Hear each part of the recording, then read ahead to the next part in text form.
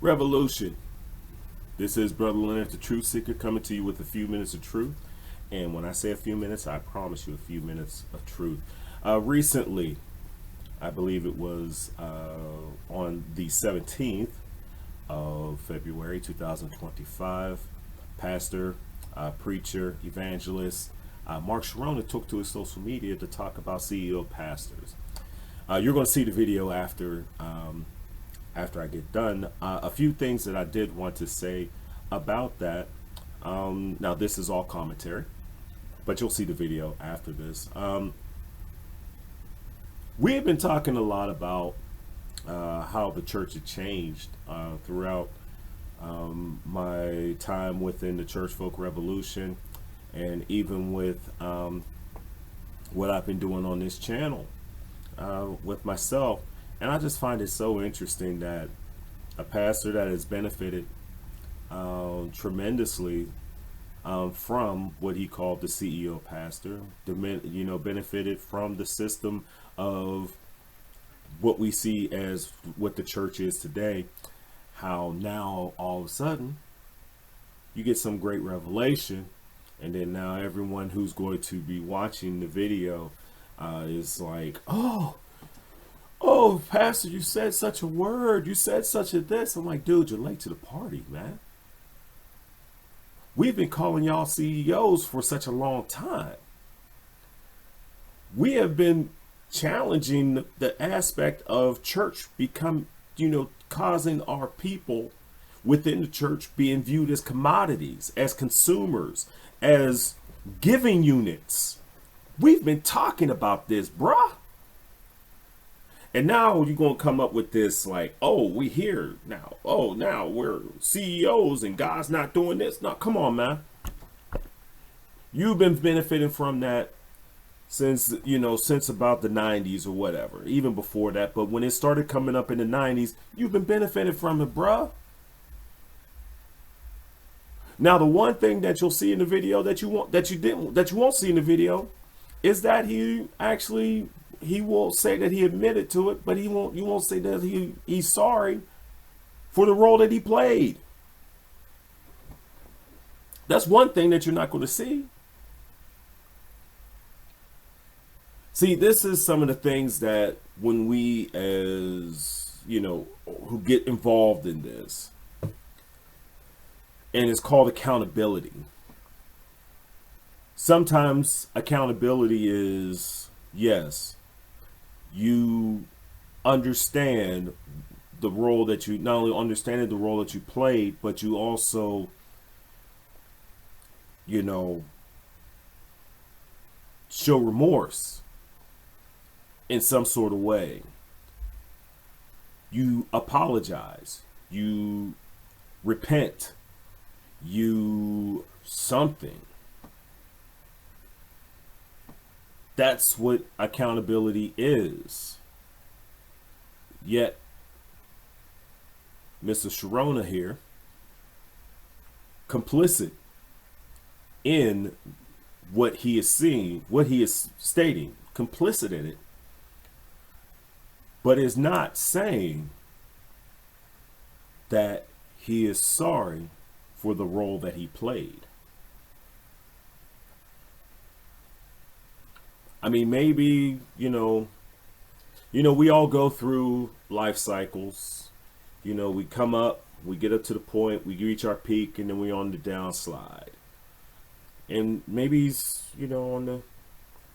in hopes that having a statement like this will get him back up to the top. But it is what it is. Like I said, if you haven't been following what I do, I give my commentary first, then I throw the video on behind. But yeah, this is Mark Chironna.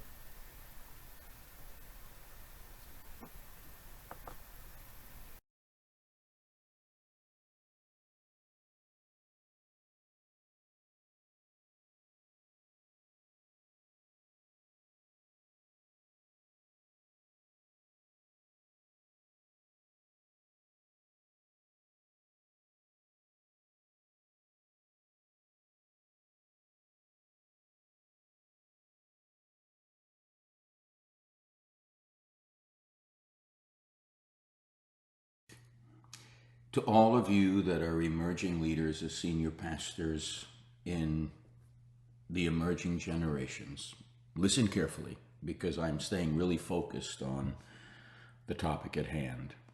The rise of the CEO pastor and the corporate mindset overtook the church a number of decades ago. Somewhere along the way, the church stopped asking what it means to be faithful and started asking what it means to be successful. And that shift changed absolutely everything.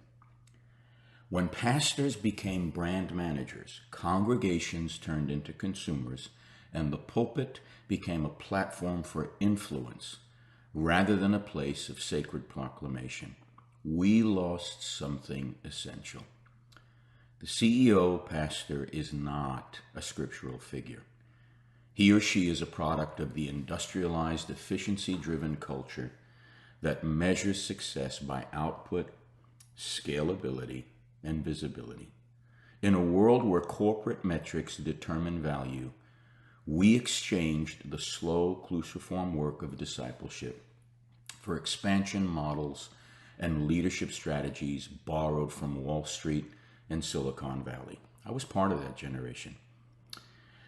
What was once a sacred vocation formed by prayer, suffering, and wisdom has been repackaged into a career path measured by audience size, book deals, and social media reach.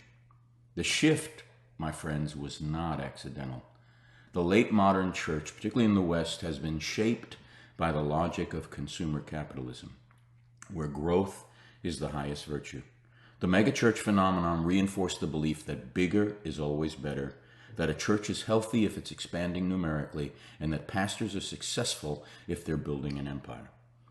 As theologian John Drain warned us in 2012 in the McDonaldization of the church, we began valuing efficiency over depth, control over mystery, and predictability over the unpredictable movement of the Spirit. We wanted to be in control. But what happens when you scale something that was never meant to be mechanized? You create systems that are unsustainable, leadership models that crush those within them, and an ecclesiology that rewards performance over authenticity. When pastors become executives, their congregations become an audience to be retained rather than a people to be shepherded. What's the result? Burnout, moral collapse, disillusionment, and a shallow spirituality that thrives on spectacle but lacks the substance that belongs to Christ. What's most troubling is that this model was never challenged, it was embraced. Christian leadership books began to quote business gurus more than they quoted Jesus. Church conferences became indistinguishable from corporate leadership summits. The pastors as visionary CEO became the default model, and the language of strategy and branding replaced the language of shepherding and servanthood. But here's the truth. Jesus never built an empire. He never strategized growth models. He never cultivated a personal brand. He never measured his influence by numbers. The moment the church forgets that leadership is cruciform, it exchanges the authority of the cross for the power structures of the world. And when the world sets the terms, the church loses its soul. So here's the question every emerging leader needs to ask themselves. Are you a shepherd or are you a CEO? Because the one lays down his or her life for the sheep. The other monetizes them. And if something in you is stirring as you hear this, if you're wrestling with what this means for your calling, you're not alone. These are the conversations we need to be having, and I'd love to walk alongside leaders who know there has to be a different way. More soon. Stay with me.